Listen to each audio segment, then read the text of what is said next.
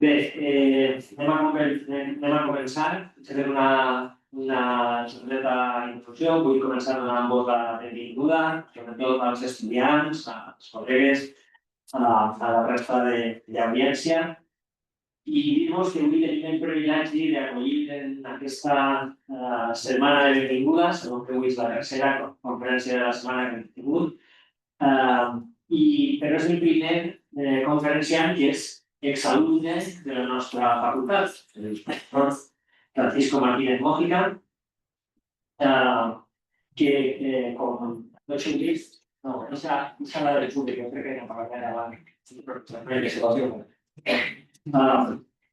Com us deia, una conferència que porta com a títol ben adient de la facultat, de la nostra facultat, al CRISPR, que és important, sobretot per a l'estudiantat. Pensem que ens acompanyeu perquè el professor Mójica ha estat estudiant a les nostres aules, no només ha estat testimoni de la revolució genètica dels últims anys, sinó que ha estat, com ara veureu, protagonista essencial. Com he dit, el doctor Mójica es va llicenciar en Ciències Biològiques a la facultat als anys 80 i es va especialitzar en microbiologia. Actualment és professor a la Universitat d'Alacant, però és internacionalment reconegut per ser el primer científic que va descriure i que li va posar nom i va ser capaç d'interpretar funcionalment un sistema, el sistema CRISPR, que sabeu que són les seqüències repetides en el genoma dels bacteris i arqueobacteris, i que va descriure com un mecanisme adaptatiu de defensa contra les infeccions virals. I aquesta intuïció, fruit d'una recerca perseverant i fonamental, va sentar les bases del desenvolupament de les actuals tècniques d'edició gènica CRISPR-Cas, que han revolucionat tant la biomedicina com la biotecnologia i fins i tot. És important destacar que la seva descoberta no va ser fruit d'una moda científica, sinó del treball discret i rigorós d'un microbiòleg que va saber veure allà on molts altres no hi van atorgar importància. La seva trajectòria és, en aquest sentit, un exemple eloqüent de com allò que alguns descriuen com a recerca bàsica pot tenir impactes impredictibles però profunds en múltiples àmbits del coneixement i la societat.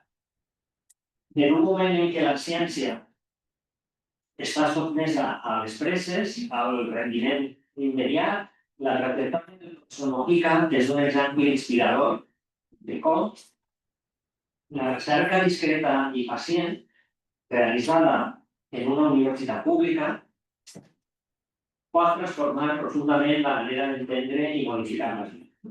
La conferència que avui s'ofereix no només ens permetrà conèixer de prop els orígens i el desenvolupament del sistema CRISPR, sinó també un viatge intel·lectual limitat des dels laboratoris universitaris fins a les fronteres actuals de la biotecnologia. Un relat que uneix ciència, passió, esforç i visió de futur, que representa el millor esperit de la recerca universitària i de ben segur que serà molt inspirador per als estudiants que avui teniu el privilegi d'omplir aquesta aula. Entre els molts reconeixements que ha rebut el professor Mójica, cal esmentar l'Albany Medical Center Prize, que per als que no ho sabíeu perquè són joves, és el màxim guardó en les ciències biomèdiques als Estats Units, la medalla al mèrit d'investigació i l'educació universitària, el Premi Jaume I d'Investigació Bàsica, el Premi BBVA Fronteres del Conocimiento i, com no, l'honoris causa de la nostra universitat. Entre molts altres. Però més enllà dels guardons, el seu nom ja és sinònim de rigor, humilitat i compromís amb el coneixement. La seva capacitat de comunicar la ciència amb claredat i passió, com ara mateixa comprovareu per vosaltres mateixa, l'ha convertit també en un referent de la divulgació científica, especialment en un camp tan rellevant com la edició genètica, on la dimensió ètica i social és tan present com a la biotecnologia, com ja ens va comentar el professor Lluís Mondoviu en la seva conferència de dilluns d'aquesta notícia.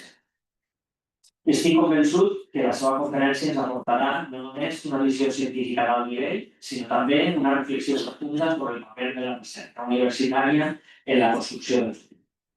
Benvingut, estimat Francis, i moltes gràcies per ser avui amb nosaltres. Ens sentim honorats per la teva presència. Moltes gràcies i quan tu vulguis, moltes gràcies.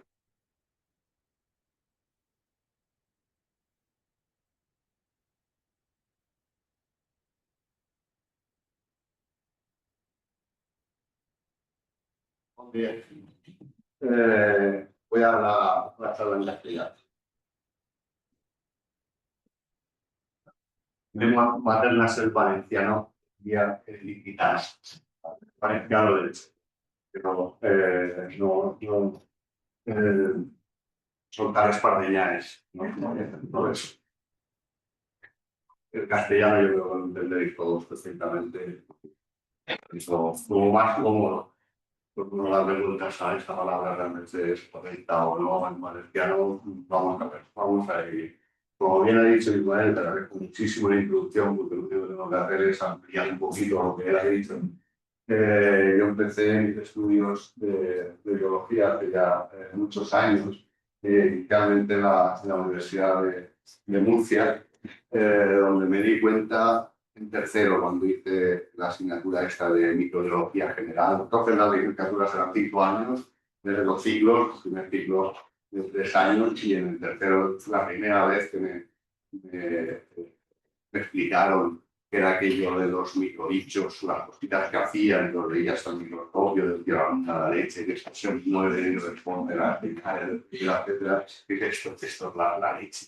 Realmente lo que a mí me llevó a estudiar biología, como muchos de mi generación, eran los programas de Felipe Rodríguez de la Fuente, donde en la Tierra. Una de las pocas ocasiones en que me pintaba con mi padre, nos sentábamos juntos a ver televisión, era ver este tipo de programas. Cuando empecé a hacer biología me di cuenta que me tiraba más todavía, no digamos invisible, las consecuencias que tenían sobre el resto de los científicos, que era muy diverso, también una enorme diversidad. Así que después de tercero dije, me voy a buscar una universidad donde haya una amplia oferta de microbiología. Un vistazo al mapa, entonces era muy difícil enterarse de lo que se ofrecía en cada universidad. No teníamos la maravilla del Google o cualquier otro buscador en Internet, así que al final en la Facultad de Ciencias Biológicas de Valencia había una muy buena oferta de asignaturas de microbiología, y así que me vine para acá a probar si realmente aquello me molaba o no. Así que me vine con la idea de la microbiología en el segundo ciclo. La primera persona con la que hablé en esta universidad fue Federico Uruburu, que por entonces era decano de la facultad, una bellísima persona, como pocos. Y hombre, lo digo porque además no tenía muy claro que me fueran a convalidar todo el primer ciclo, y gracias a él dijo: esto va a los papeles de que es que mira, no he hecho inglés, que aquí vosotros lo veis. Qué tío más bajo. Así que empecé ahí a hacer el segundo ciclo, la especialidad de bioquímica. Intenté meterme como alumno interno en el departamento de bioquímica, pero como no tenía una nota exageradamente buena, pues era bastante competitivo, y dijeron que no hay. Así que me fui a mis amiguetes microbiólogos, con los antecedentes de que Federico era un tío enrollado, pues dije, oye, aunque no pueda acceder a esto del alumno interno formalmente, podría estar aquí viendo lo que hacéis y paseándome por el laboratorio y tal. Y dije, por supuesto que sí. Entonces me metí ahí con Rosa Aznar. Rosa Aznar, que estaba haciendo la tesis por entonces. Rosa Aznar es catedrática de microbiología ahora mismo, es la directora de la colección española de cultivos TIC. Entonces estaba haciendo la tesis y me pusieron con ella, pero chicas, lo que hacía por entonces. Ahora no sé, ya hay algunos internos también. Sí.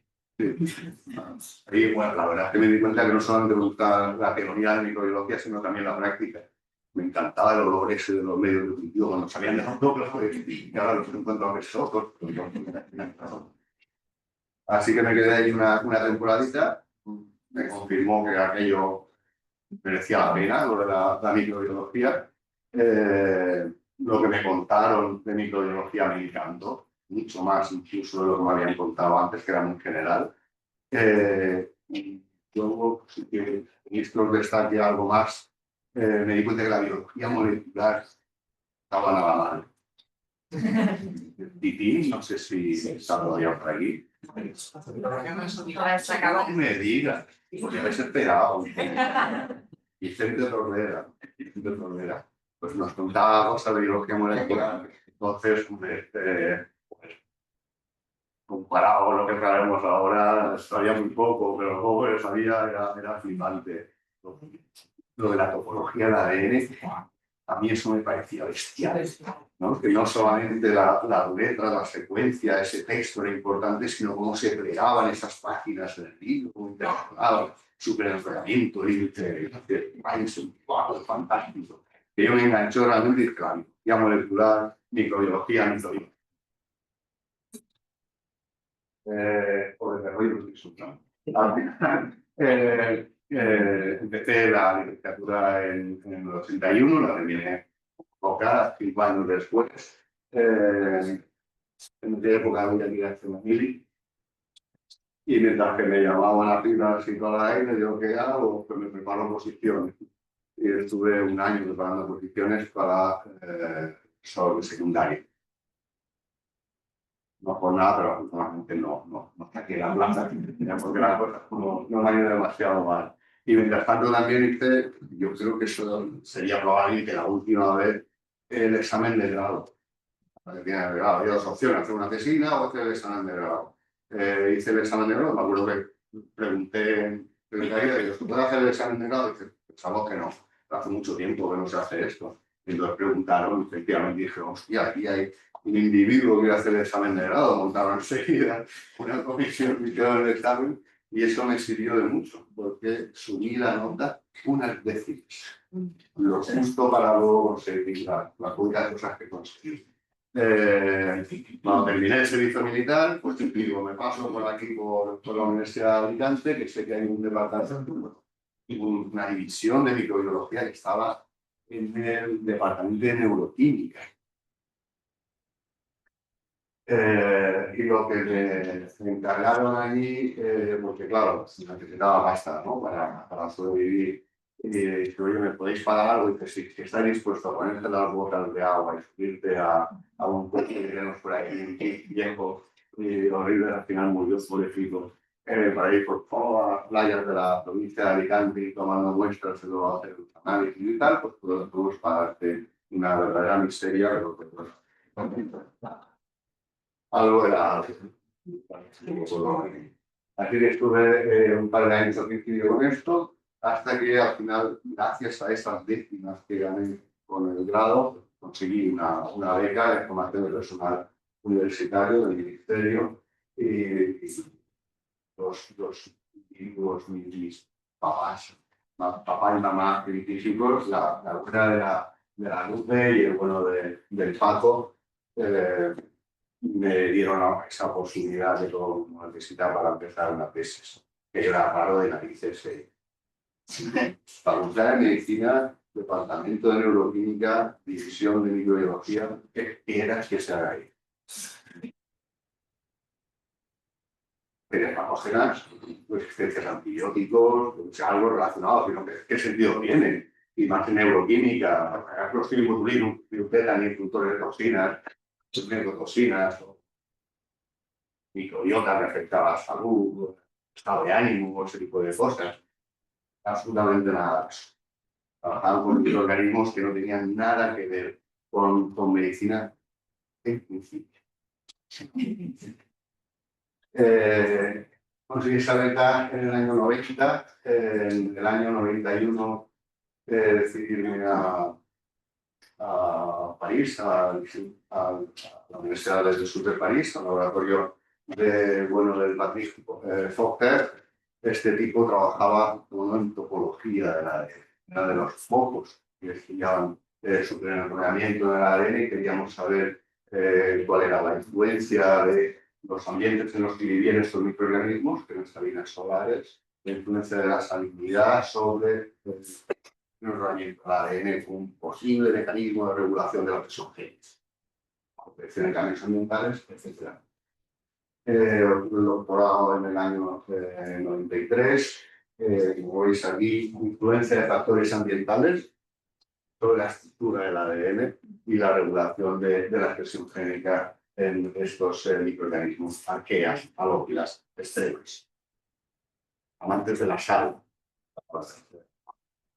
Me dieron el premio extraordinario de doctorado, flipante, el programa de biotecnología, que es donde hice los estudios de doctorado. Hay que ir elegante a este tipo de actos.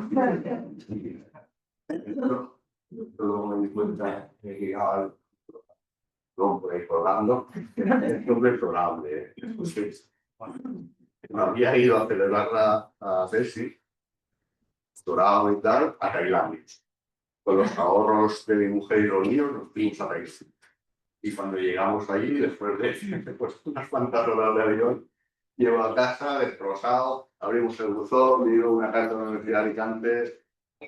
Una hora más tarde era la entrega del premio extraordinario de doctorado, así que ni mucha ni gaitas. Me escribí al coche y me fui para allá.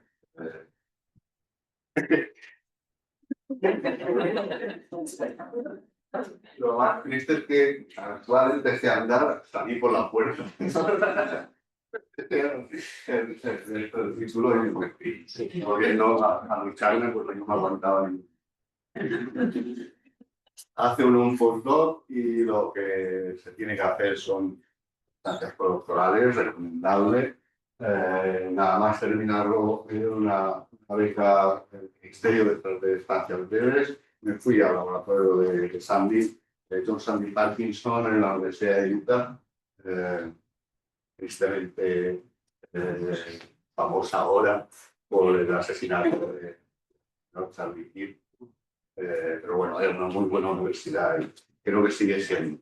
Y ahí fui a estudiar un poquito la motilidad bacteriana, pues a ambientes de compuestos químicos, el ambiente y cómo se regulaba a nivel molecular esa respuesta en la bacteria E. coli. En el año 95 me dio una beca inicialmente del Ministerio de Formación del Personal Investigador y luego conseguí algo fantástico, la beca de la Europea, sí, europea, una pasta bestial, con lo cual me convencieron para quedar un poquito más.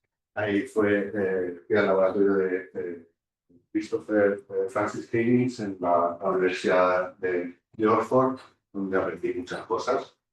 Aprendí que es posible beber cerveza sin utilizar las manos. Aprendí un poco de inglés. Me di cuenta que el inglés había aprendido, claro, no debería de mucho. Era imposible entender a la gente de Oxford. Y también trabajé algo.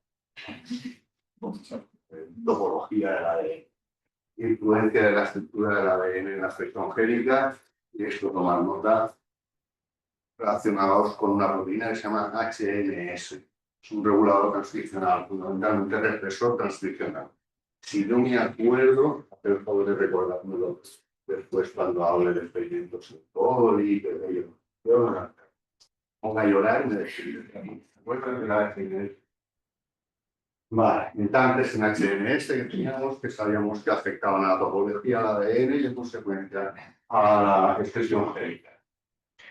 Vale, ya cuando terminé aquella estancia me volví a la Universidad de Alicante en el 97, en una parte de universidad del área de microbiología, donde he hecho unas cuantas cositas, sobre todo he viajado, eran muchas clases, muchísimas clases, lo podéis imaginar. Por eso la universidad daba muchas clases y las disfrutamos, algunas más que otras, pero se disfrutan en general. He viajado una barbaridad. Afortunadamente, esto de la ciencia te da la ocasión de ver el mundo, conocer mucha gente, la mayoría de ella maravillosa.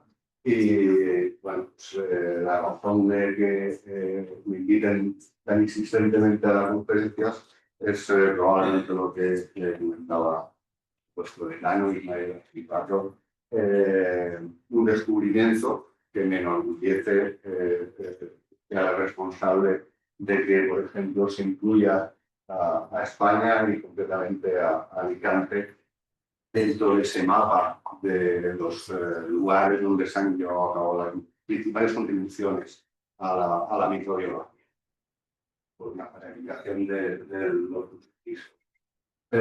Consecuencia de este descubrimiento, pues me han dado unos cuantos premios, algunos reconocimientos,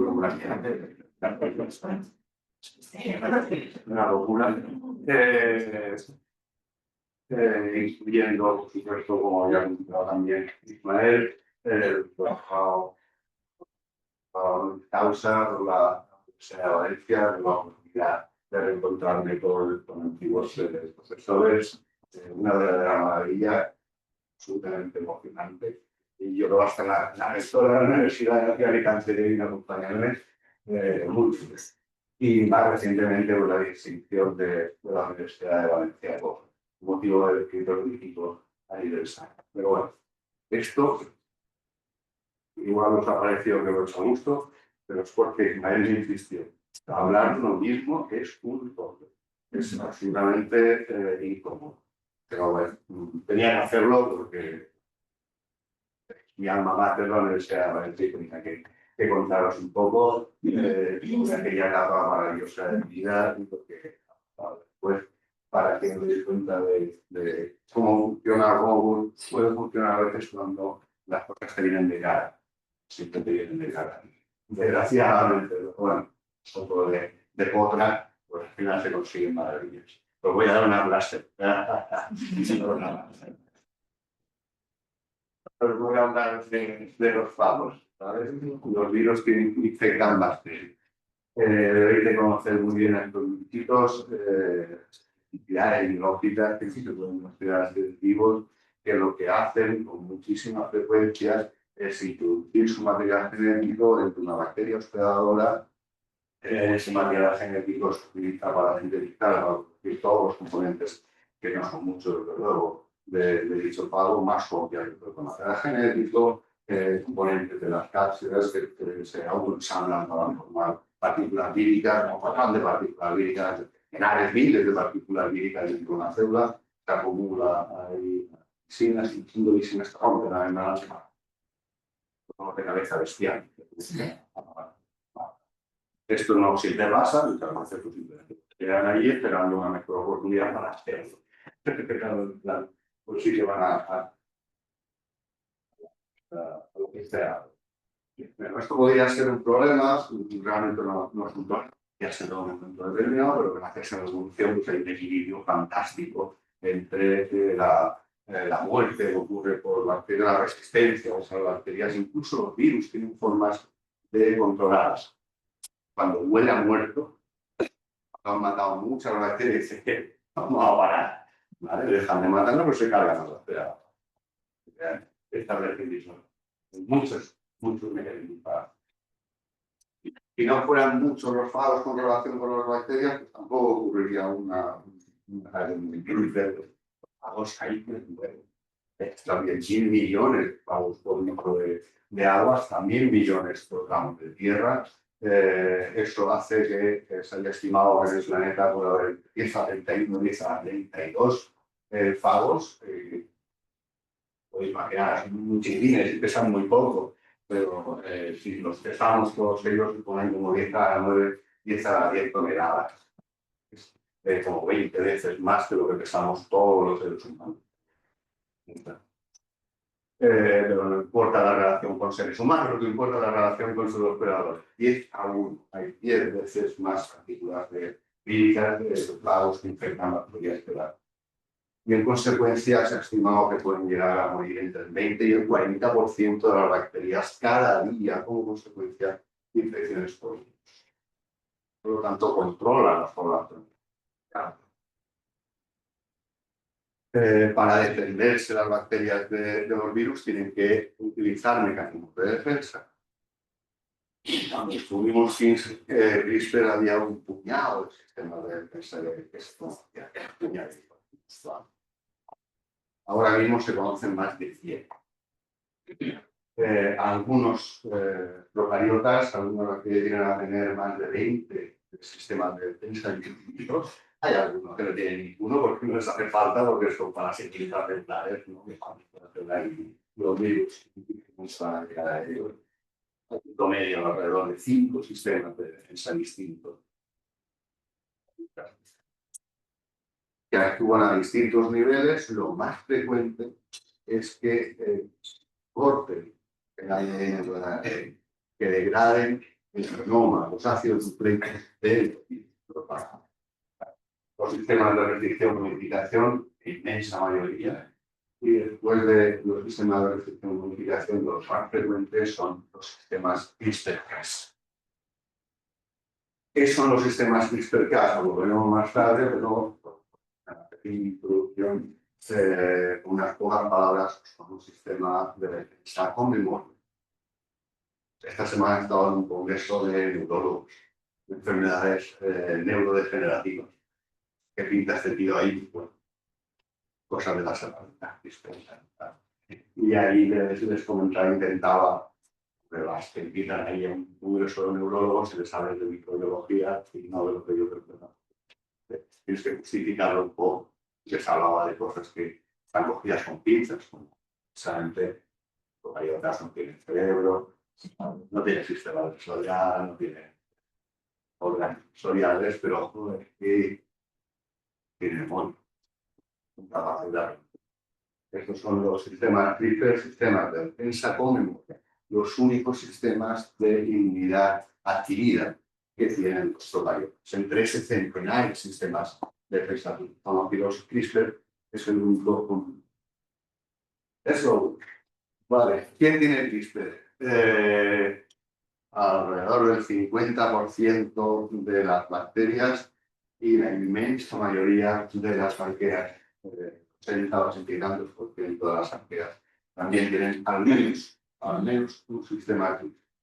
¿Eso qué quiere decir? Pues quiere decir que ya los tenía el ancestro de las arqueas y bacterias antes de que se separaran los niños, y eso quiere decir que estaban ya presentes un poco después, sino de la vida en este planeta.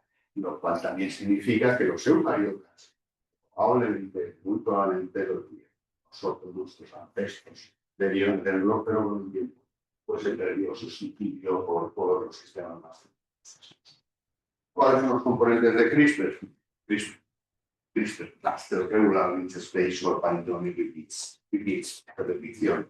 Si echamos un vistazo al genoma de estos microorganismos que tienen sistemas CRISPR, nos encontraremos con al menos una región, a lo mejor varias, con unas secuencias cortitas, alrededor de 30 pares de bases, repetidas a 400 o 500 veces. Pero no de cualquier manera, sino que están regularmente espaciadas. La distancia entre una revisión y la otra también es constante, pero no la secuencia. La secuencia entre revisiones es única, no se repite, pero sí el tamaño sí se mantiene. Las funciones regularmente espaciadas. Cada una de las revisiones se llama CRISPR, cada una de las secuencias entre revisiones se denominan espaciadores y lo representamos para simplificar con bitos a las CRISPR y con rectángulos, los espaciadores, rectángulos de distintos colores para que la secuencia.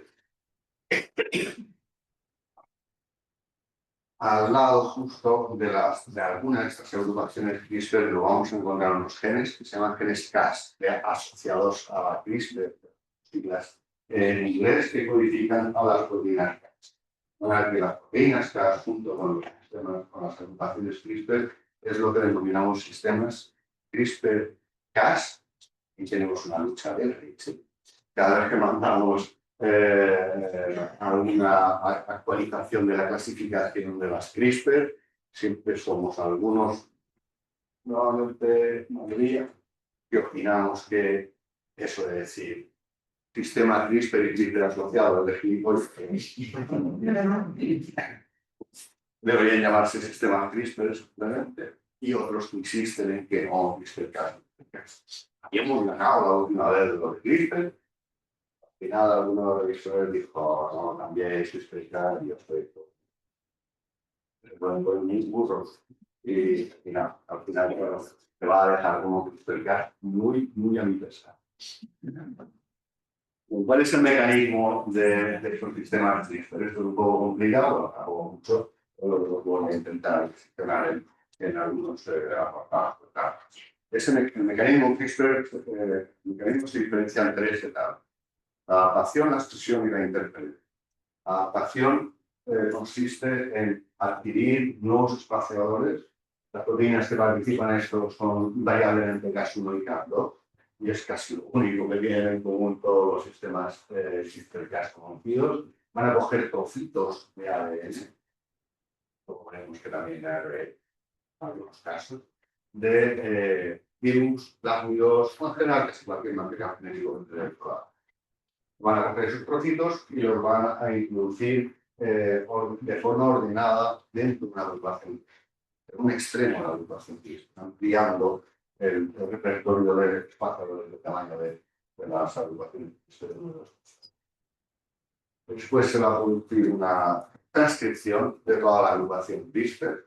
Van a venir en proteínas, a veces Cas, a veces RNAs celulares, no relacionadas juntas, y van a cortar a nivel de cada una de las repeticiones, por cual van a generar unas guías pequeñitas de ARN, que se llaman CRISPR RNAs, que son los que van a guiar a luego proteínas Cas para que reconozcan, gracias a la complementariedad de bases, simplemente el espaciadora y otra secuencia de un ácido nucleico, para guiarlas a ese lugar, y cuando ocurre ese reconocimiento, ocurre también una satisfacción enorme en la proteína Cas, pasa de ser una nucleasa inactiva a ser una nucleasa activa con un hambre bestial que se come literalmente ese material. Algunos se lo comen insaciablemente, empiezan a cortar y lo destrozan todo, el objetivo bases, otras son más convenientes. Me he puesto contento, pero no tanto. Corto una vez y ya está. Como veremos, lo más importante esto que os he resumido muy brevemente ahora, tardó unos cuantos años en empezar a averiguarse para saber cómo funcionaban estos sistemas de defensa, y precisamente no se tenía de repajolera idea de qué era aquello, y pues bastantes años más tarde, 10 años después de su descubrimiento, cuando realmente se empezó a averiguar cómo funcionaba este mecanismo. Tampoco fue que fue aquello la leche, no se todo Dios a ver cómo funcionaba aquello, con unos cuantos, pero bastante buenos. Así que vamos a hacer un recordatorio de qué pasó durante todo este tiempo. Es que son como hace 30 y tantos años, mucho tiempo, pero como veréis tampoco se hizo mucho durante esa etapa de los inicios de Cristo. Volvemos al Paco y a la luz. A ver, principios de los años 90, donde me encargaron precisamente averiguar una serie de cuestiones relacionadas con la adaptación de arqueas a velocidades extremas a ese ambiente salobre de las salinas solares. Eran y siguen siendo más bien ecólogos.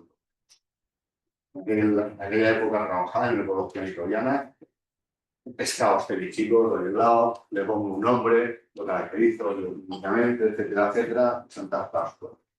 Cuando aparecí por el laboratorio, estaban planteándose la posibilidad de dar el salto a la biología molecular.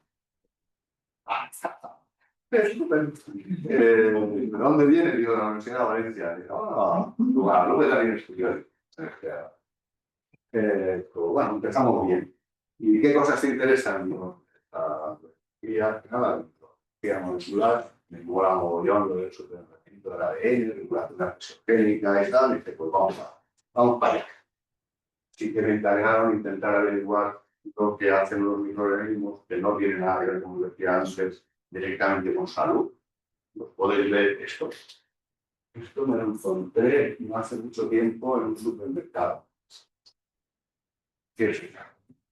Pescado. ¿Qué es eso?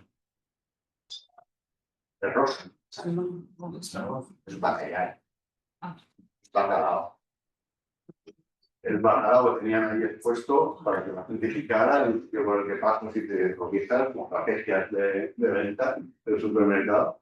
Y los miré y digo, la cosa más está muy salado. Y era bacalao. Rosa. Luego me encontré con una exalumna que estaba trabajando en ese mercado. Y le dije, oye, ya lo me ha pasado, me he encontrado con esto. Y dice, ese fin de semana se estropeó el frigorífico, las cámaras y un poquito la temperatura, el bacalao salado ya no estaba refrigerado y empezaron a crecer ahí. Producen el mar rosa del bacalao. Lo compré y tuvieron las narices de venderme, lo vendieran. No van a decir que esto no está en condiciones. Lo traje para poder ponerlo. Yo lo tengo para las prácticas de mía. Te lo puedes comer si tienes problemas con las aceras de aquello. Bien, pues lo que querían es que averiguara por qué este bicho, a los peras mediterráneas en concreto, tenía esta mala leche de volvernos locos a los que trabajamos con él, de manera que dependiendo de la salinidad, de lo que quieras, o era rojo intenso, las colonias eran cositas o cosas, el pesado dulce, etcétera, etcétera. Todo que aquí hay un dicho de cambiar enormemente dependiendo de las condiciones en las que lo crecieras. También cambiaba mucho, incluso en el volumen, dependiendo de la temperatura a la que lo crecieras. Cuando lo pasaba de una condición a otra, 10 minutos más tarde, reajustaba la expresión de prácticamente todas las proteínas celulares, de manera que tenía que tener algún mecanismo que detectara esos cambios ambientales y respondiera no a nivel utilizando una proteína reguladora, sino a lo mejor muchísimas. No, tenía que estar utilizando algún mecanismo global de regulación. Disparar a una respuesta de prácticamente todos los genes del fenómeno. ¿Quién podía estar cumpliendo su papel? Topología. Cambia las condiciones ambientales, cambia la topología de la ADN y empiezan a cruzarse muchos genes dependientes de su enrolamiento.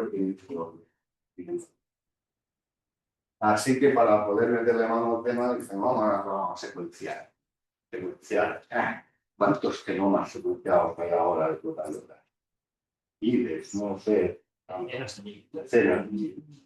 Entonces ninguno. Y secuenciar era una pesadilla. Había que tener un par de narices y el papo de la plastería. Mi jefe dijo, aquí no vamos a meter, no vamos a meter a muerto. ¿Ha secuenciado a alguien en la Universidad de Italia? Pues dijo, nosotros vamos a hacer los mismos. Que fue un desastre. Pero bueno, conseguimos secuenciar trocitos, ¿vale? Fragmentos, 200 para llevarse. 250 cuando sí salía espectacular. Esto no lo conoceréis, son las típicas autorradiografías de genes de secuenciación, donde han amplificado a partir de un cebador, ese líquido ADN cuando se encuentra videosis y generas una serie de fragmentos de diferentes tamaños. Lo único que tienes que hacer para leer esto es leer. ¿Vale? Es educación manual, lectura manual. Tienes que leer esa secuencia, empezar de abajo arriba, P, P, T, T, A, P, C, T, A, P, A, P, de la base. Leyendo aquello que tienes que buscarte un pringao por ahí que no tenga otra cosa que hacer, verás un trocito de papel, A, C, T, T, leyendo y voy tomando nota. Así nos damos cuenta que se repetía una secuencia muy corta, exactamente la misma secuencia a la misma distancia. Esto es una alegría que no os podéis imaginar cuando lo encontré el otro día en mi cajón en casa. Estaba en 92. El caso es que vimos que se repetían por lo menos 5 veces secuencias. Aquello no nos lo creíamos, es que nos había bien casi. Dijo una vez, eso de piensa una cosa más rara, un demonio. Y estuvimos intentando enterarnos y digo, oye, esto no hace, es la voluminasa, que ya la misma, que ya a veces vuelve para atrás y vuelve a... ¿no? Y se inventa secuencias para meterlas en medio y la historia. Vamos a intentar repetirlo y efectivamente comprobamos que eran reales. Eran reales y eran palindrómicos. Es decir, tenían repeticiones invertidas internas, ACCC, GGT, esto puede aparear con esto puede aparear con esto y por una estructura uniforme. Estructura.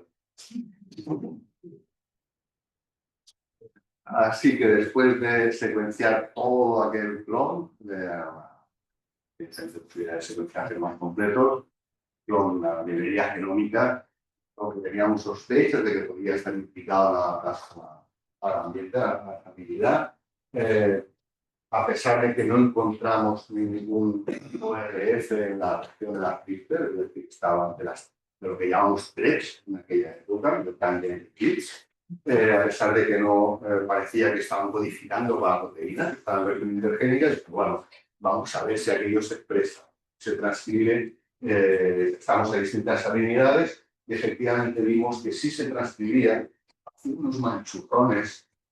¿Habéis trabajado o vais a trabajar con ARN o secundario? O eres muy fino o tienes porquería común. Se degrada la ARN. Ahora, si lo está degradando, por lo menos sabemos que es muy inestable, pero en nuestras manos el ARN está quedando bastante bien. Y cuando utilizamos otras ondas, pues llegamos a ver perfectamente una sola banda. O sea que esto tiene que ser ARNs que se transfieren en esta región y que van siendo procesados hasta generar unas moléculas de ARN más pequeñitas y bastante más estables. Cuando comparábamos con los Norberts, sabía hacer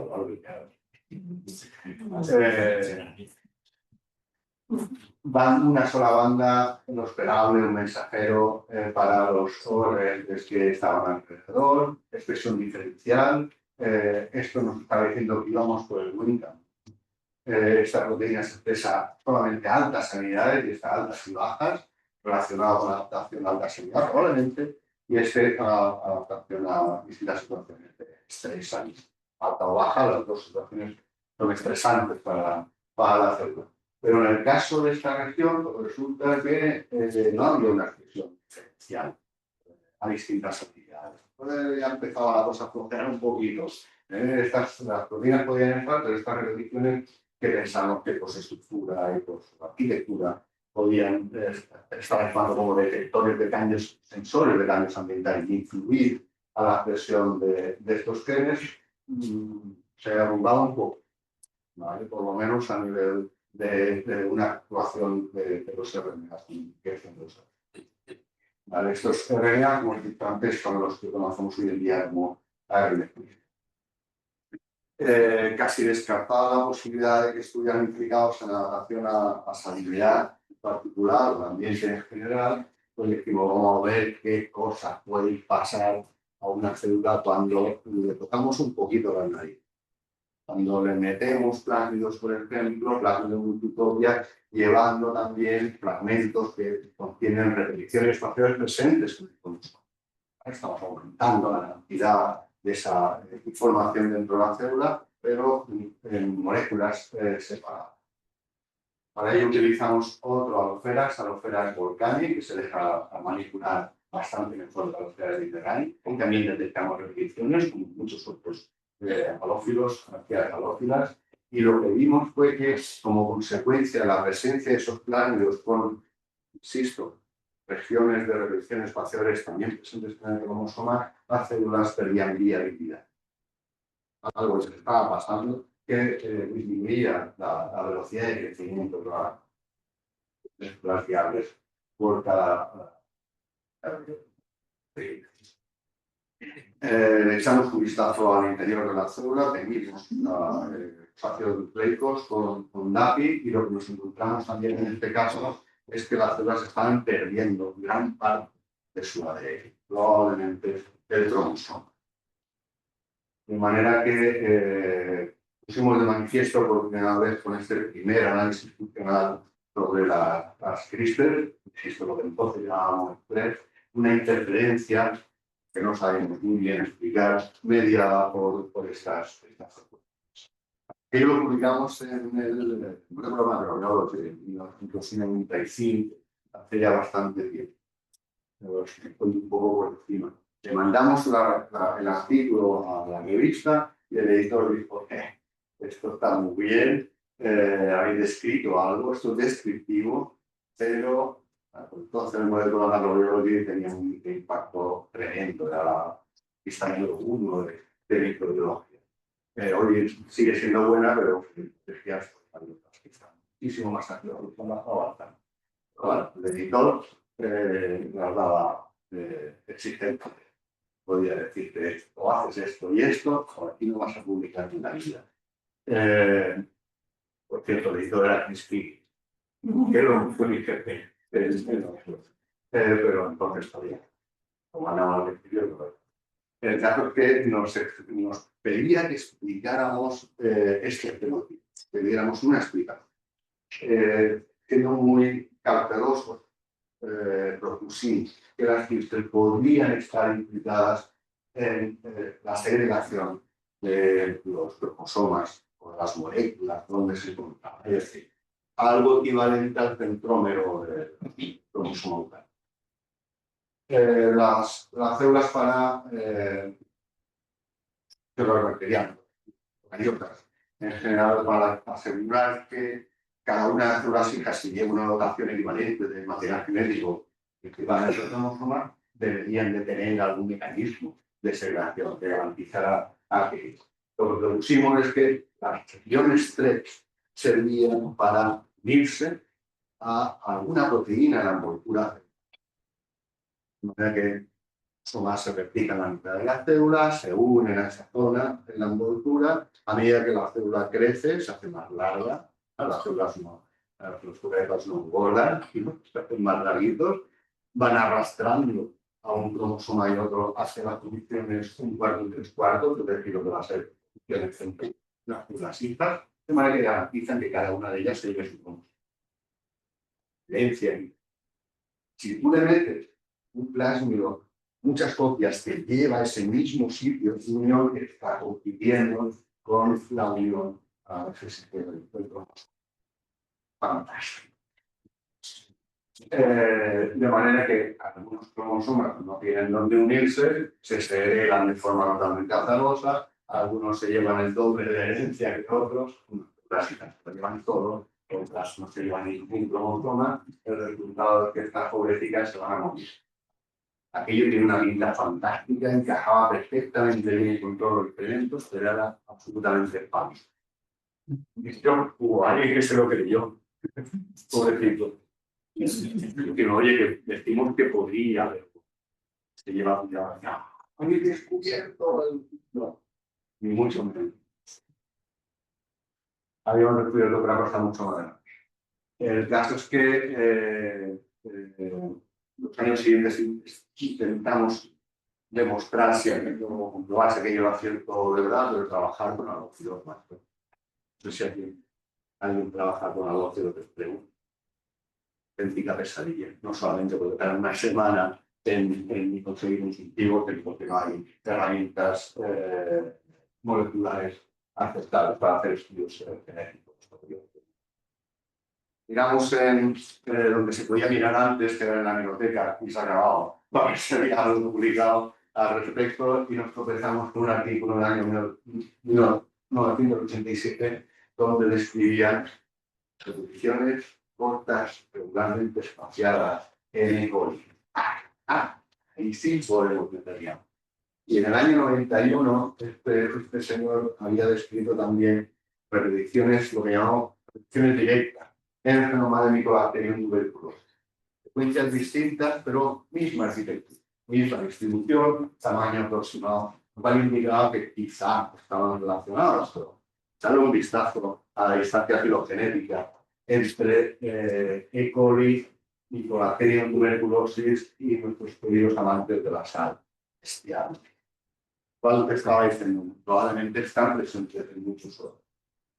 Probablemente tienen muy ancestral, pero por entonces solamente sabíamos que estaban en 3 bichos. Muy alejados. Y como al final es difícil trabajar con él, pero ponía muchísimo más. Así que intentamos reducir los elementos que nos habían salido tan evidentes en el cole. Al cole era exactamente igual que metiera su cambio con las repeticiones que tenía en su cromosoma o no se los metiera. Ningún principio. ¿Se unía a la envoltura las moléculas que llevan las reacciones? ¿Se unía alguna otra molécula a esos cruciformes que supuestamente podrían ser sitios de unas proteínas típicos? No. ¿Se formaba ese cruciforme? No. Ni cruciforme, ni tetraDNA, ni nada. ¿Afectaba la topología del ADN? En absoluto. Frustrante de país.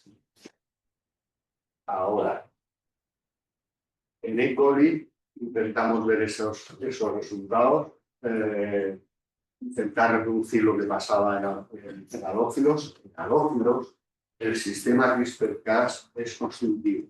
Está expresando todo. En coli, el sistema está silenciado. Todavía no se ha dado con las condiciones de laboratorio que hacen que aquello se exprese. ¿Quién es el responsable de que esté silenciado en E. coli?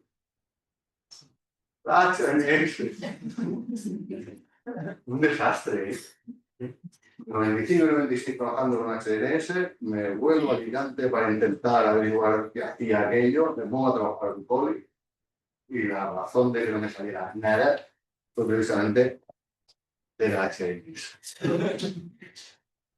En el año 2000 habíamos identificado ya predicciones equivalentes a las TREPS en 20 genomas, o completos o parciales, pertenecientes a todos estos grupos taxonómicos, la mayoría de las arqueas y unas cuantas bacterias muy diversas. Dimos cuenta y confirmamos que efectivamente deberían de ser ancestrales, que deberían de estar presentes muy probablemente en la inmensa mayoría de los procariotas, tenían que estar cumpliendo una función importante, que estuvieran ahí durante más de 3.000 millones de años y en microorganismos tan diversos implicaba que una función biológica importante, pero fuera cual fuera, no estaría relacionada con adaptación a ninguno de los ambientes tan diversos en los que se encontraban estos microorganismos. Tenía que ser algo mucho más centrado, algo común a todos, intentando resolver algún problema. Esta familia la definimos por primera vez, la reconocimos como tal, como SRSR. Short German Space Repeats. SRR.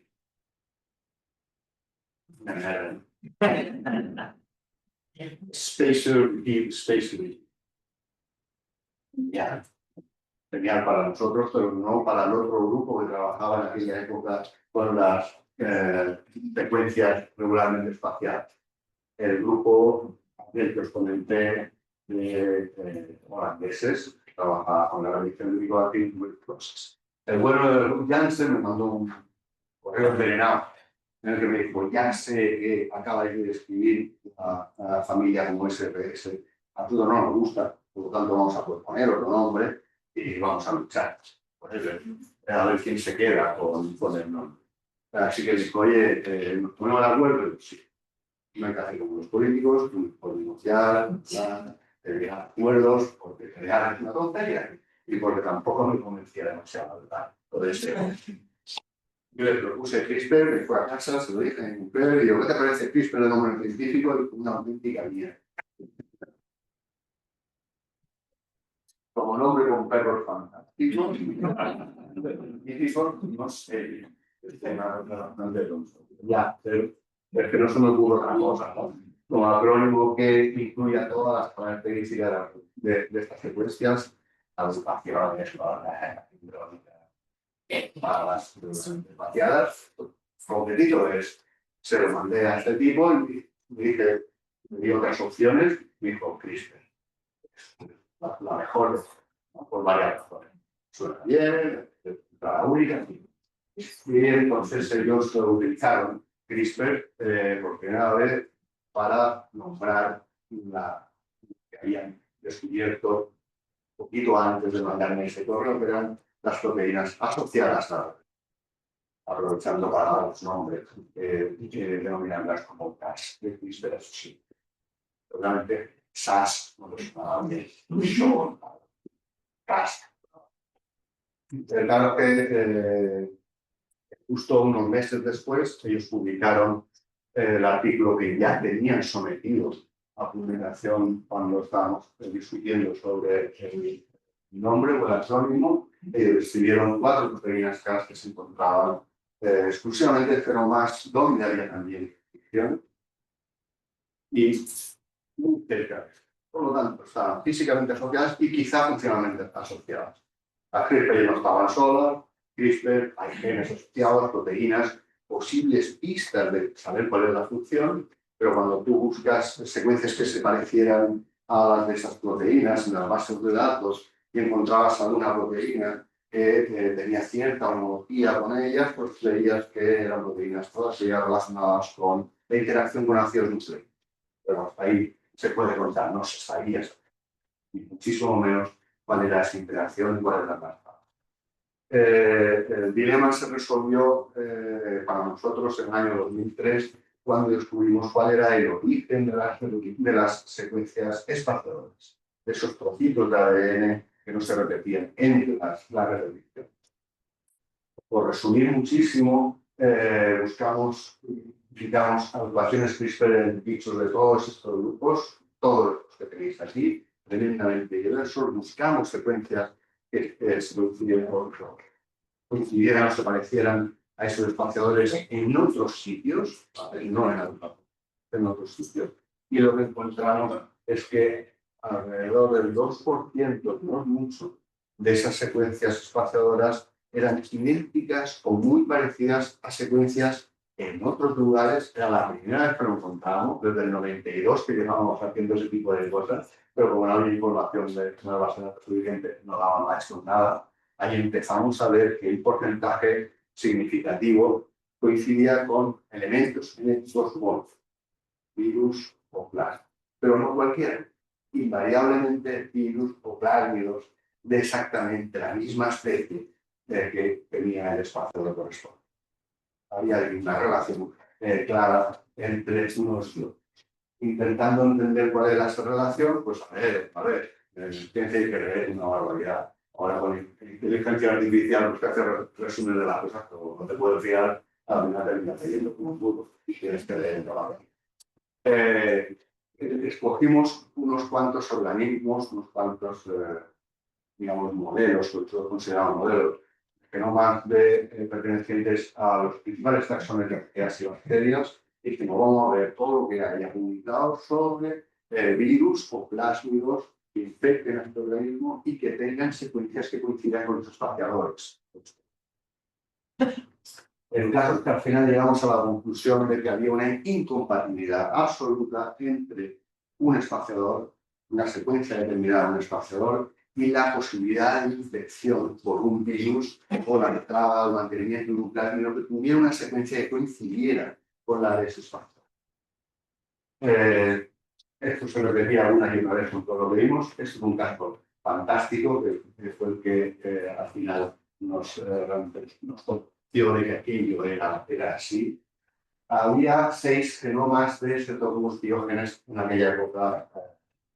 Bueno, solo uno de ellos, el de este individuo de aquí, es la cepa S370, tenía CRISPR. Todos sus espaciadores, menos uno, eran idénticos, muy parecidos a secuencias que estaban en los genomas de las otras cepas de este cetocombustígeno. ¿Dónde? En profagos. En fagos que se habían integrado en el genoma. Esos profagos, además, no estaban presentes en ese SF370, salvo uno.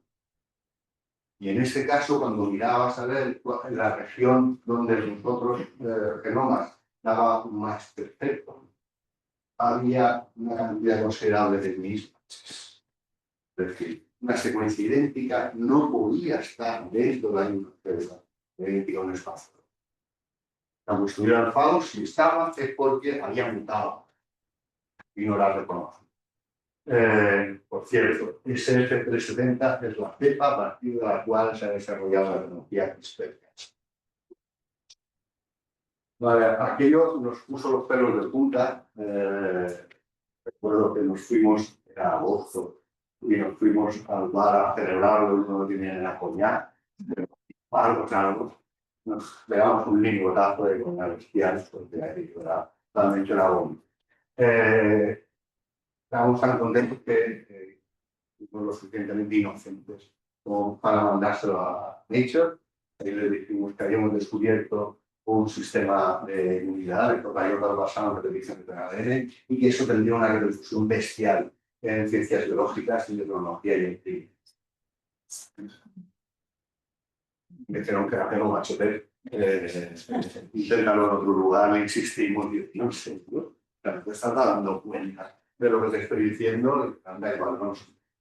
Así que se lo mandamos a una molécula de Evolution después de 5 intentos con otras revistas y eso nos dijeron, joder, podría estar bien. Ahí dijimos que los CRISPR son un sistema de inmunidad adquirida, además es un mecanismo guiado por ARN, que reconocía la diana gracias a esos ARN. Si os dais cuenta, también dijimos que esto se parecía a los sistemas de interferencia. Y bueno, RNA interferencia de eucariote. Eugene Bunin y Makarova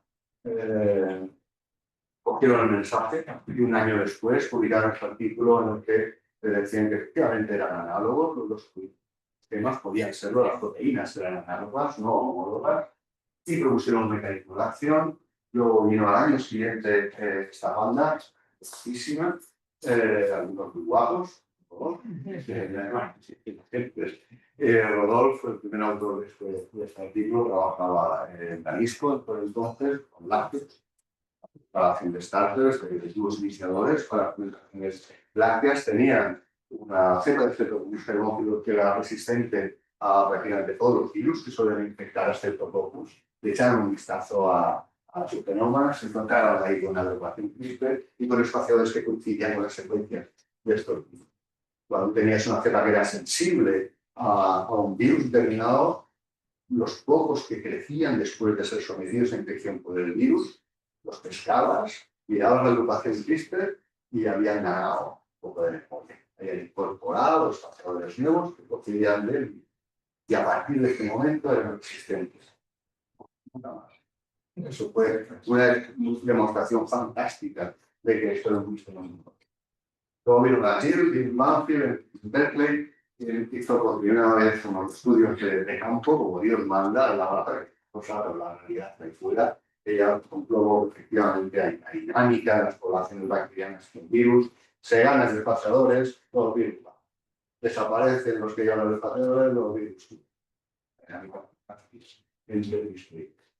La Jill consiguió organizar a 10 individuos, 10 en la época del 2008, ahora los congresos CRISPR hay que eliminarlo, podéis imaginar.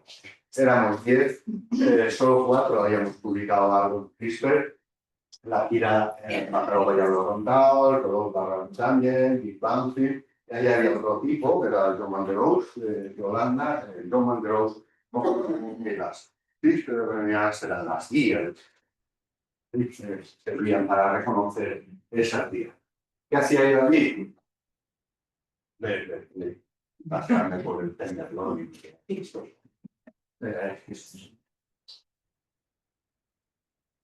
Lo de contar cosas publicadas en congresos lo hace mucha gente, pero ya está publicado.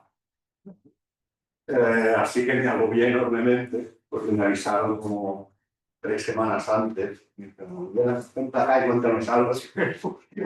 Tengo aquí algo que había visto, lo tenía más o menos a medias, voy a desarrollar un poquito más. Y lo que habíamos visto es que las secuencias de las cuales proceden los espaciadores, que se llaman protoespaciadores, ¿vale? Si las alineas perfectamente, es que al lado, en uno del lado, siempre el mismo con respecto a la orientación que tiene en la red, está conservado.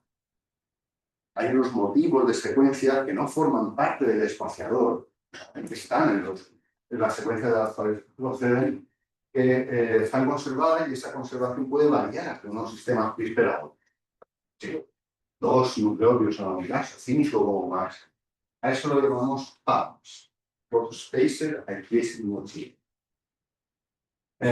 Propusimos que esas PAMs tendrían que ser reconocidas no solamente para adquirir espaciadores, sino después para reconocer la diana. No sé si lo veis esto, pero es absolutamente fundamental.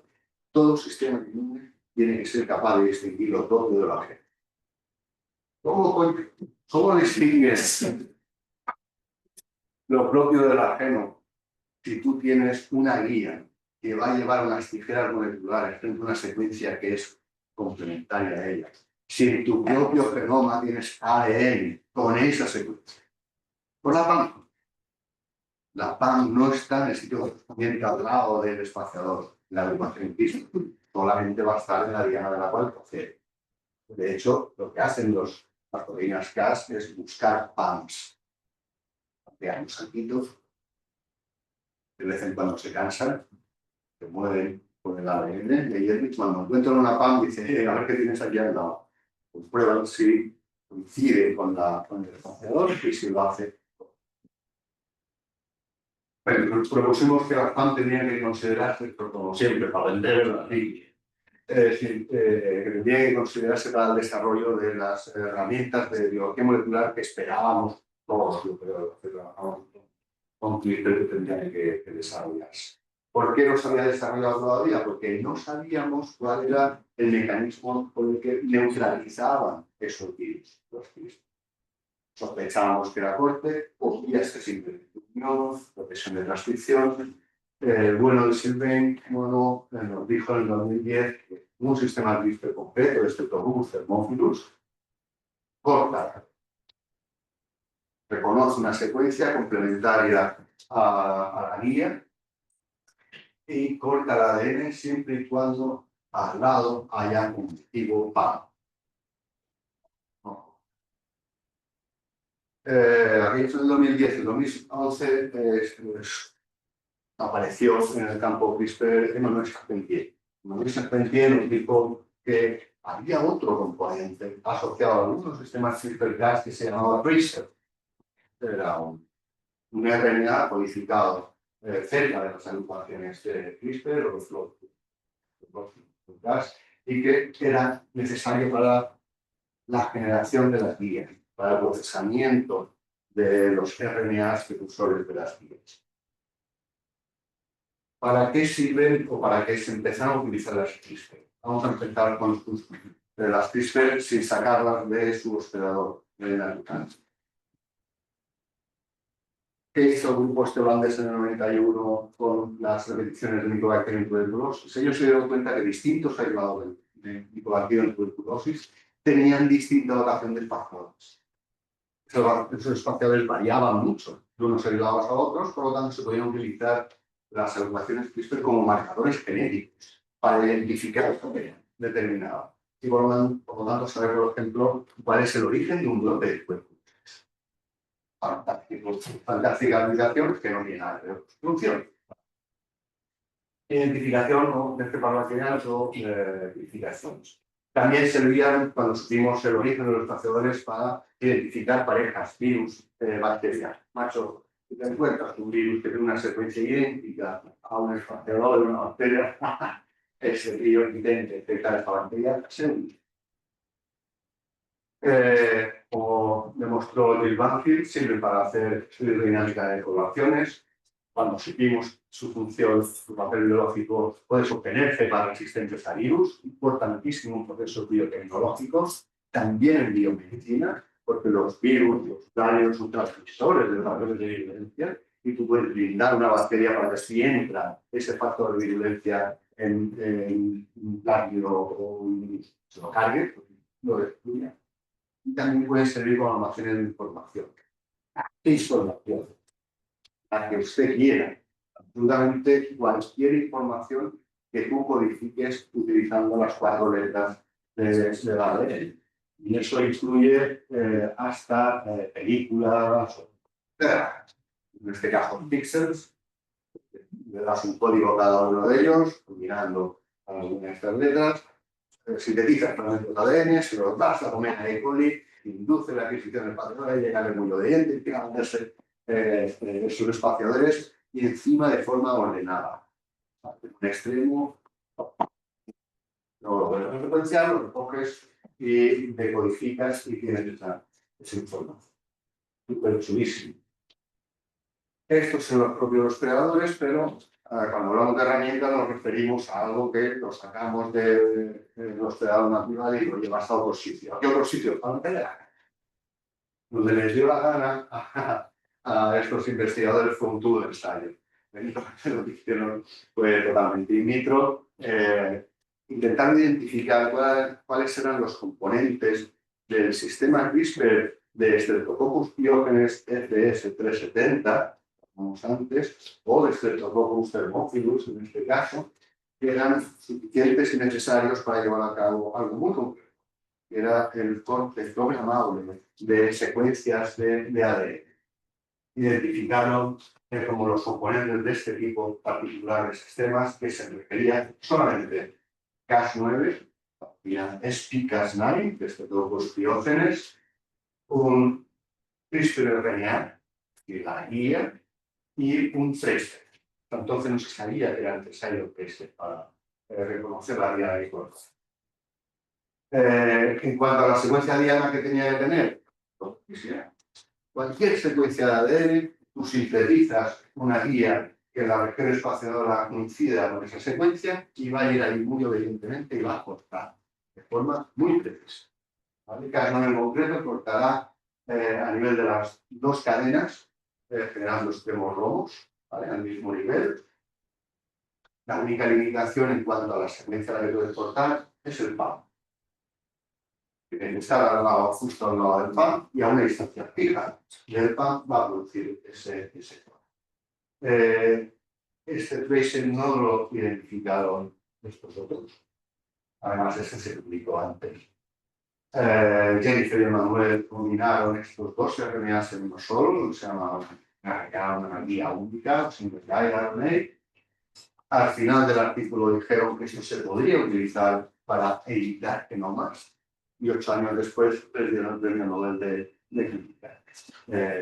Muy merecido, no porque hubieran descubierto el sistema de edición genética, sino un sistema de edición genética, una herramienta de. Lo hicieron en un ensayo in vitro, mezclando componentes.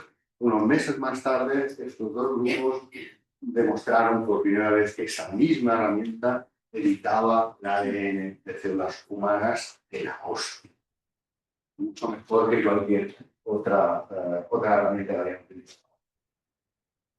Edición genética es escribirla, cambiar el ADN, cambiar ácidos nucleicos, en este caso ADN, metiéndole, sacándole, cambiándole, llevándole de un sitio a otro, cualquier secuencia sin problema. Bueno, más fácilmente con nosotros.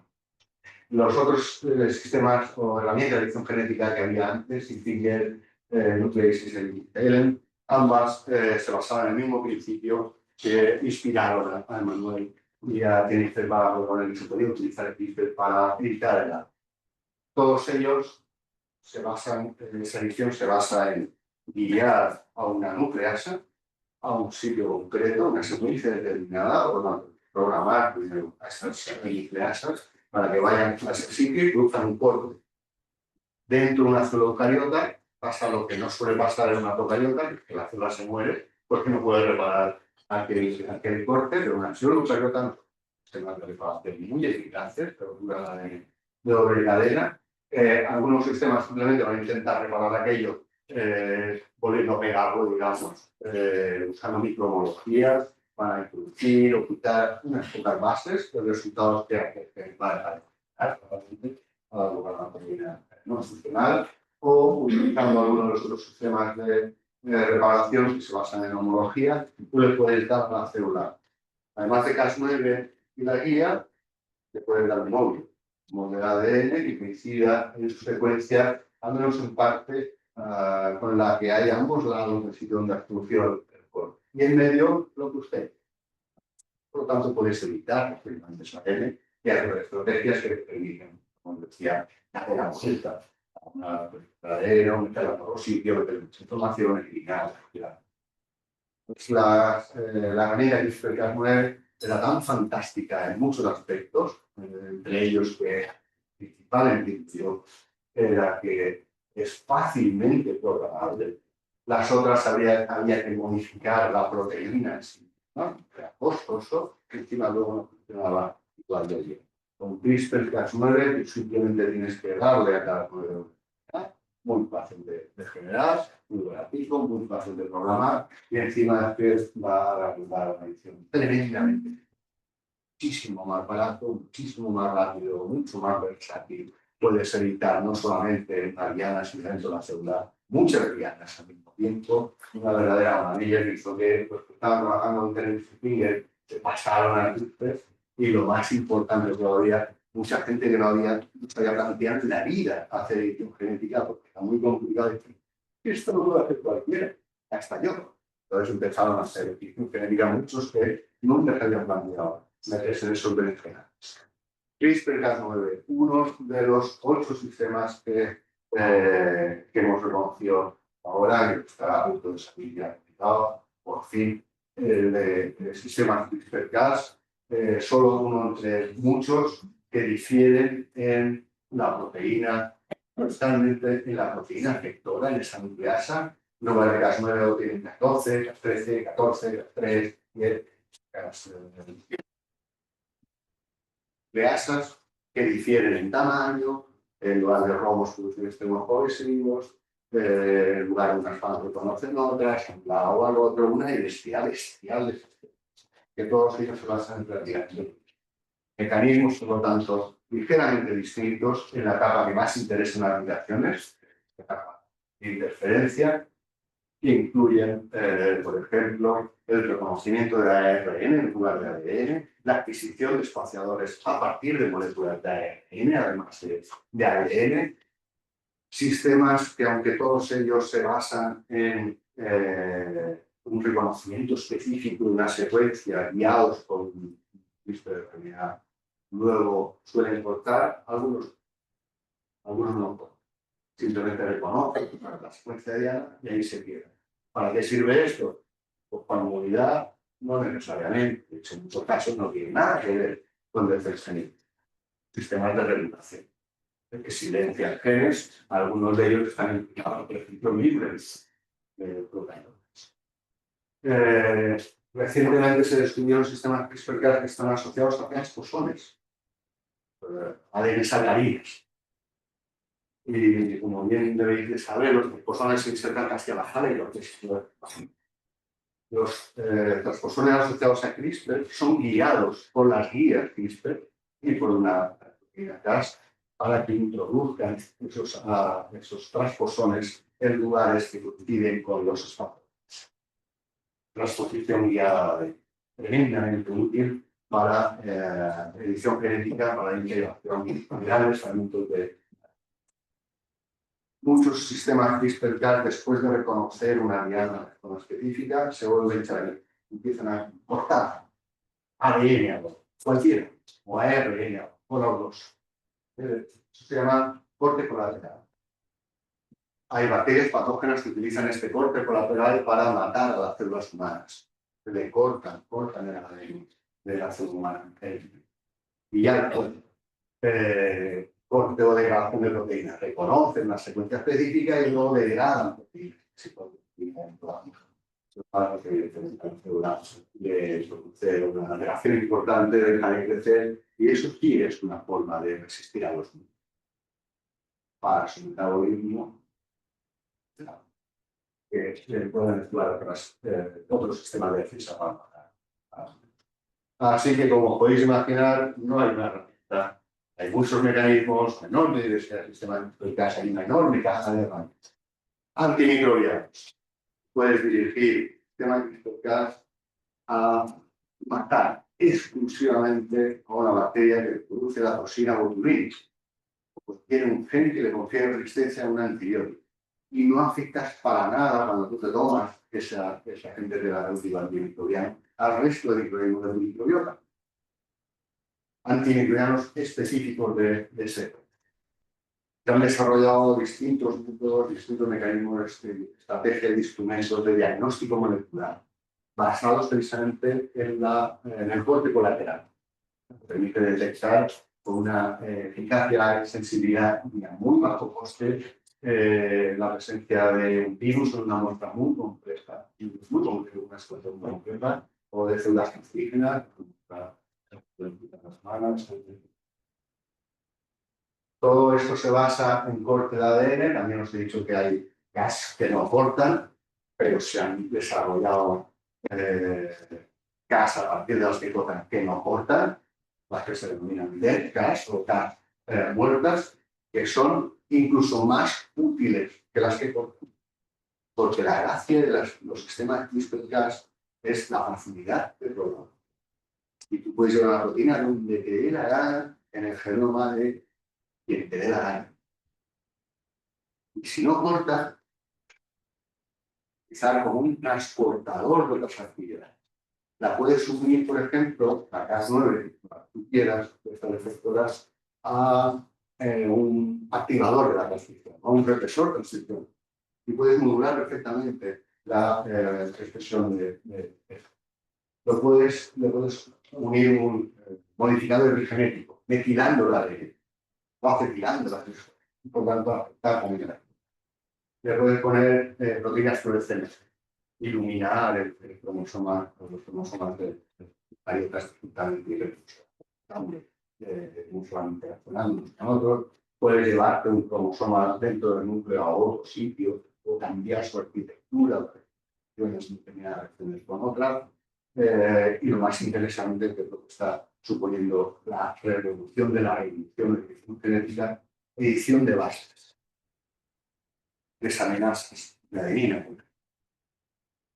Llevas a una Cas9, una dead Cas de estas, unida a una desaminasa de adenina, y lo que va a hacer es modificar una adenina en el sitio donde la quiere.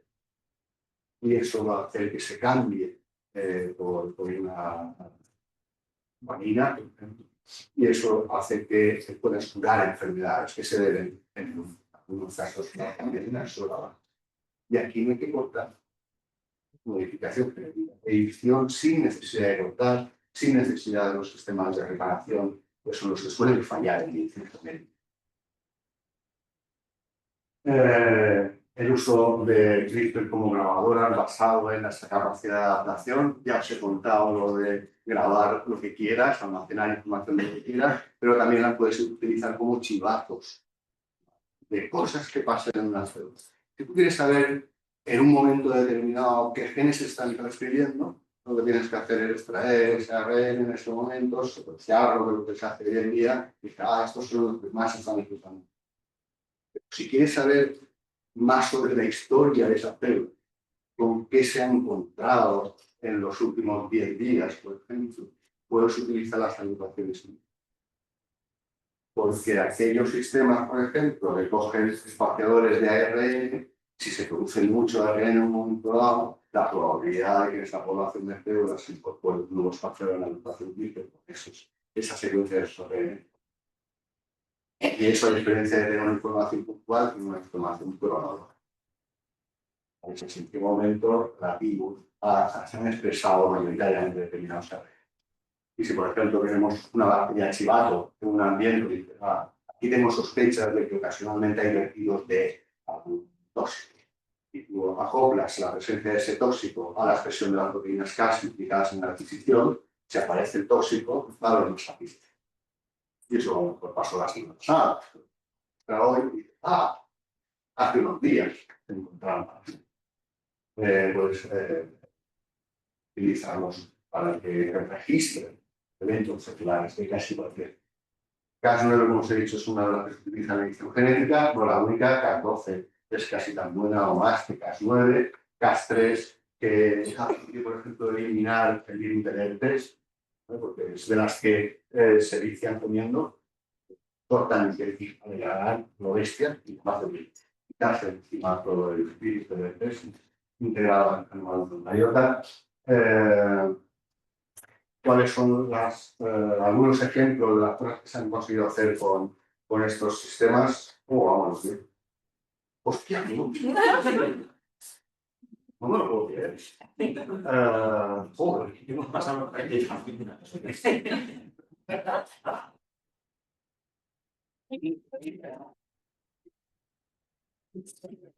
Ya resumimos. Yo he estado haciendo. Ahora, ¿qué cosas están haciendo con estas herramientas? Estudios de clínica funcional, es decir, para qué sirven los genes, cuáles genes están implicados en determinadas patologías, tremendamente útil para identificar dianas terapéuticas que nos va a desarrollar, por supuesto, agentes terapéuticos. Podemos mejorar la calidad de la productividad tanto agrícola como ganadera, generar modelos de enfermedades en animales y utilizarlos como agentes terapéuticos.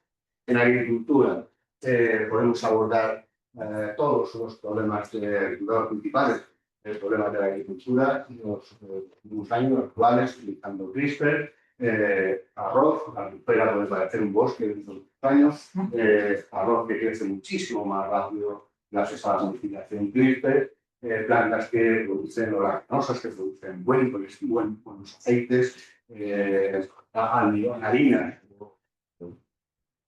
que tienen bajo contenido en gluten, cultivos resistentes a infecciones por virus, bacterias, hongos, etcétera, cultivos resistentes a sequía, a condiciones extremas, a salinidad y se prometen que comeremos tomates más dulces como los de antaño, es como los sherry, pero con un tamaño más grande. En algunos países esto ya está autorizado, en Europa únicamente ganadería y veterinaria, Teodoro, el primer cordero modificado únicamente en España para estudiar por ejemplo problemas de excitación, cerditos que producen menos grasa y además son más resistentes a frío, por el ciclo de fruta, por el sitio donde la grasa pues, lo pasaría muy mal, medicina absolutamente logran rejuvenecer drogas, en este caso luego se introducen en el cerebro de ratones y funcionan funcionalmente. Dice que vamos a ir siempre.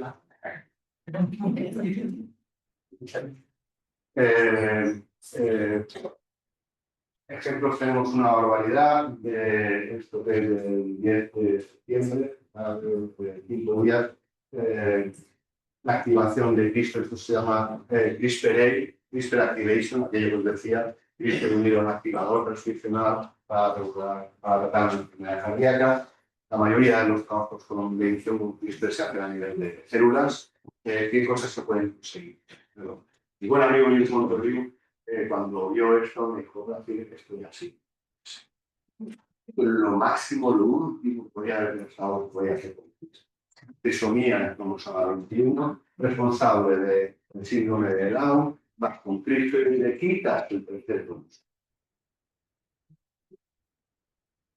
¿Qué te parece? Esto está hecho en células, nos podemos mover a ratones, hacer los avatares, que también dice Switch, animales que reproducen exactamente la misma generación que tenía la paciente, permite poner a prueba fármacos, por ejemplo, en sus individuos puede hacer que se pueda trasplantar senotrasplantes, órganos de animales, órganos de cerdo, en este caso tener trasplante de riñón procedente de cerdo a humanos.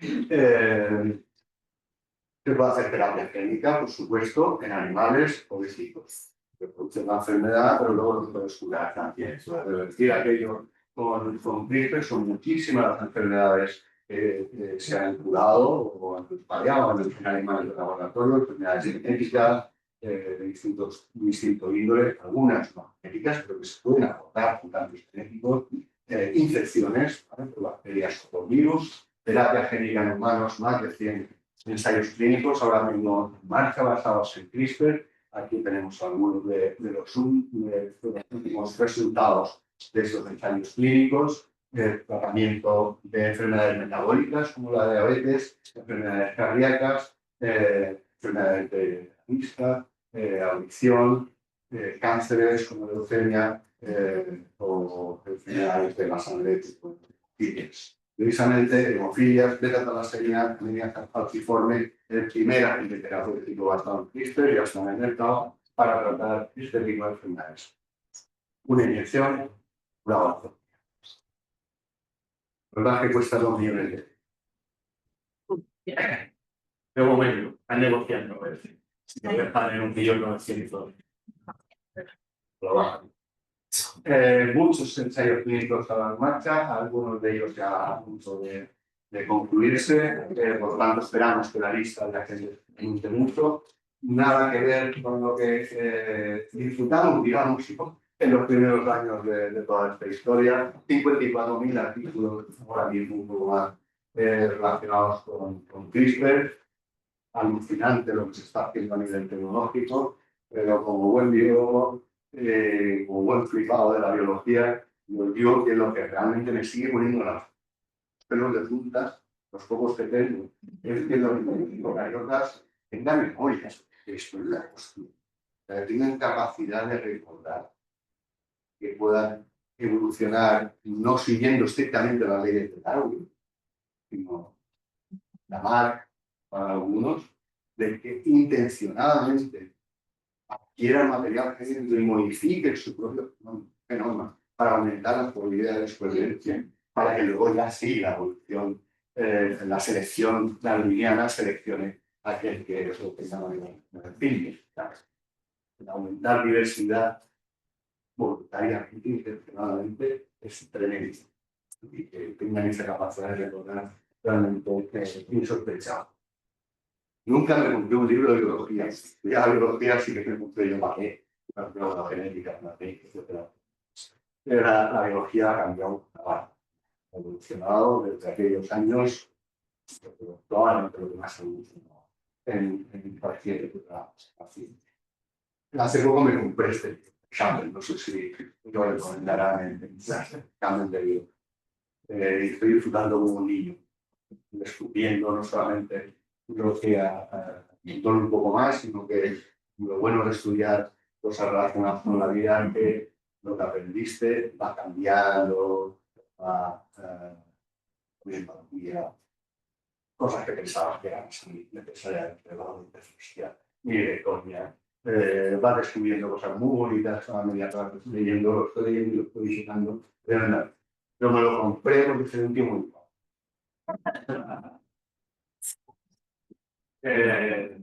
Y yo no recordaba realmente lo que ha dicho cuando me hice la entrevista de aquí para él. Decía algo así como estudiar biología es básicamente seguir diciendo el lenguaje todo el tiempo. Absolutamente, eso es así. Y biología, ciencia biológica, en general. Vale. Coincido. ¿Qué avances pensáis? Dame la atención más que ¿qué cambios?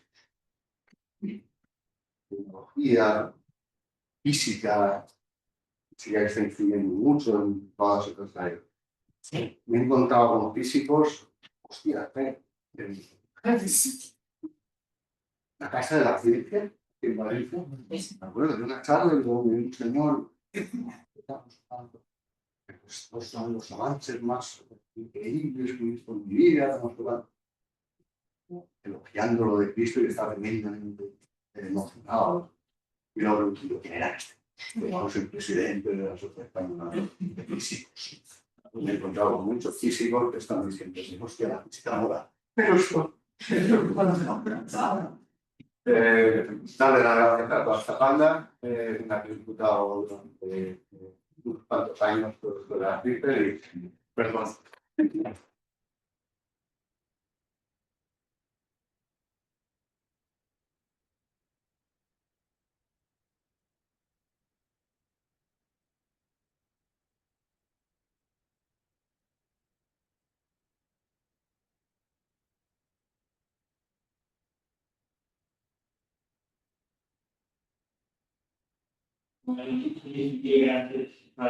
Gracias. Yo crec que és aclamadora la conferència. No sé si algú voleu preguntar qualsevol cosa o simplement us quedem i hem d'anar com explicaria la conferència sencera que no tornar a veure i Vidal es penjarem totes les conferències en la web de la facultat. No sé si algú vol fer alguna pregunta ràpida que despedir-nos a l'última que tenim una partitura. Tenim bé? Doncs portarem a una gràcies.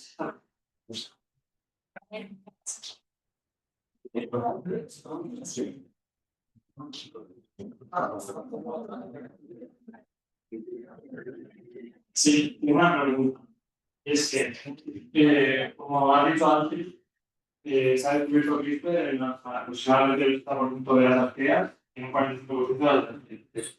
Y mi pregunta es, mientras se estaba descubriendo todo este sistema, también supuso que fuera una muy buena pista evolutiva para ayudar a establecer las relaciones evolutivas entre bacterias y arqueas, o para entonces ya para nosotros. No. Las relaciones entre arqueas y bacterias, de hecho, sí que ha habido pequeños cambios en los últimos años, pero CRISPR no ha afectado para nada a eso. Todo lo contrario. Se sigue confirmando que eran linajes que se separaron hace muchísimo tiempo y bueno, las consecuencias relacionadas con CRISPR son más consecuencias que no lo dicen nada que se entiende que con esa separación. Y sí que es cierto que mosquea bastante que las arqueas tengan mucho más. La mayoría de las arqueas tengan sistemas CRISPR y que de hecho las sistemas que tienen son más complejos. Pueden tener hasta 4 o 5 sistemas CRISPR distintos. Hay algo ahí que te está diciendo que probablemente en los orígenes de la vida, en aquellas circunstancias tan extremas, CRISPR está cumpliendo un papel esencial.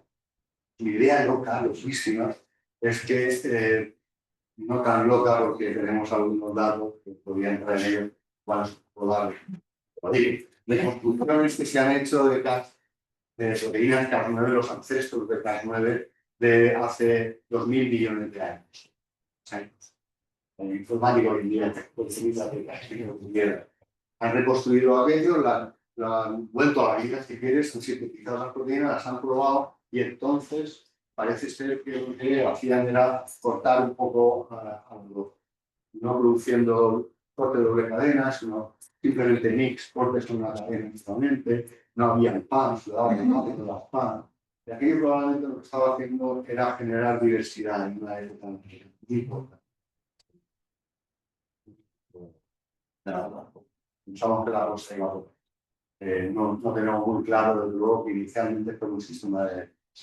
Pero probablemente se originó en lo más próximo a las arqueas. Muchas gracias.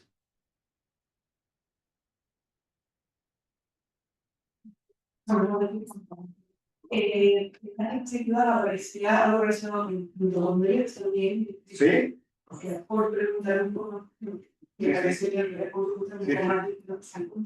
Vale, pasado de puntillas por ahí, no vamos a meterle mucho berenjenal. Origen de las mitocondrias. Cuando encontramos estas secuencias en plásmidos de mitocondrias de lava común, de Licia fava, eran unas secuencias que eran más o menos regularmente espaciadas, más o menos del tamaño de la reducción más o menos palindrómicas. Bueno, de hecho, las más palindrómicas que hemos visto de toda la reducción. Cuando aquello intentamos venderlo como relacionadas con CRISPR, precisamente el Ruth Jansen me dijo, estás loco, no puede ser que estén en mitocondria. No, es mitocondria. No tienes ni idea de dónde vienen las mitocondrias. Y estuvimos buscando a ver a qué repeticiones se parecían más. A las que más se parecían no eran a las actuales relacionadas con el precursor de la mitocondria, sino las cianobacterias. Muy parecidas a las de cianobacterias. Plantas, mitocondrias, cloroplastos, los cloroplastos de cianobacterias, transferencia de cloroplastos a mitocondrias, y ahí están, y siguen estando. Solo las repeticiones, no los casos. Cumplirán otra función, claramente. No sabemos cuál, pero ahí sí. Ni idea para qué sirve. Lo raro es que están en unos plámidos de 4 o 5 kilobases. Y hay bastantes. Tiene que estar muy bien. No las hemos encontrado en ningún otro orgánulo marino. Despares. Ahora.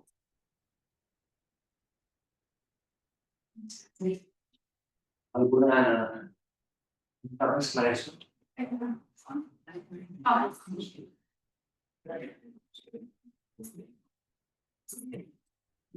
ese momento has dicho algo sobre las decisiones colaterales que también le darán un poco más proteínas. Entonces, ¿eso es que cortan más o cómo se controla? Vale. Eso es precisamente está relacionado por regla general con inmunidad también. ¿Vale? En lugar de, o además de cortar el material genético del virus o del daño que ha entrado, cortan cualquiera, y eso quiere decir que cortan su propio ARN o el gen. Y como consecuencia la célula entra en un estado de letal. Retrasa, por lo tanto, la producción de virus y tal, y le da tiempo a otros sistemas de defensa para cargarse. Pero ya lo más extremo es cuando corta su propio ADN. Eso es lo que se llama el suicidio altruista, típico de los procariotas que utilizan para muchísimas cosas. Son muy bajos.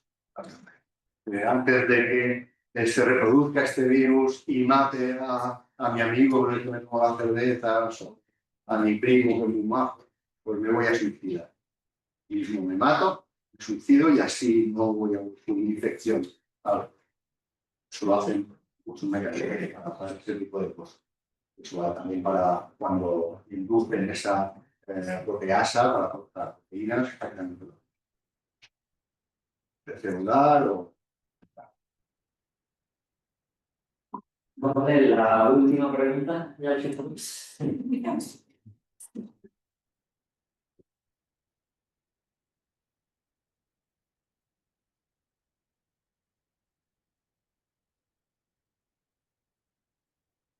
Sí, bueno, primero que me parece muy bien, muy viva la ciencia que ha tenido la Universidad de las Salinas. Creo que no para de expandir el allí. Y la otra que quería preguntarte es, quiero pensar que no secuenciasteis toda la bacteria, no tenías absolutamente etcétera. Entonces, mi pregunta es, ¿por qué seleccionasteis esa zona? Y si fue suerte o cómo se diseñaban ellos. Tenían idea de la secuencia. Sí, después de una semana de trabajo se conseguía secuenciar 200, 300, 400 palabras y una manera de los 5 millones. Entonces, habíamos seleccionado unos pocos clones que sabíamos que sufrían sus secuencias una modificación en la propia arquea epigenética que evitaba que enzimas de restricción lo afectaran. Básicamente, cuando utilizabas como sondas esos fragmentos y hibridabas el ADN de estos microorganismos, extraído de cultivos crecidos al 12% o al 25%, cortabas con enzima de restricción y en unos casos cortaba y en otros no cortaba, dependiendo de la salida. ¿Vale? Y eso nos está diciendo modificación epigenética como respuesta a cambios en la salida. Muy probablemente esto está implicado de alguna forma en esa adaptación que vamos a todo lo teníamos en clones plásmidos y lo que secuenciábamos era a partir de esos plásmidos. Por lo tanto, sabíamos la secuencia de los francos. No del genoma.